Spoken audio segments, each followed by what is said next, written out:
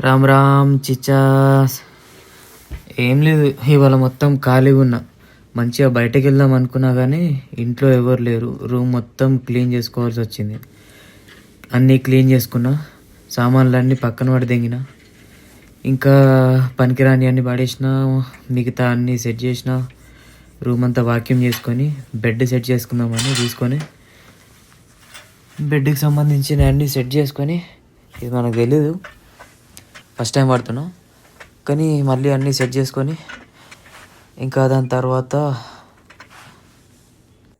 Room మొత్తం మంచిగా సింగారించుకొని రెడీగా పెట్టుకున్నా. ఎంత ముద్దుగా ఉందో ఇప్పుడు చూడ్డానికి. మంచిగా ఫ్రెష్ అప్ అయిపోయి ఎగ్ ఫ్రైడ్ రైస్ చేసేసుకొని కూర్చొని ఇంకా పెట్టుకొని ఉల్లిపాయలు,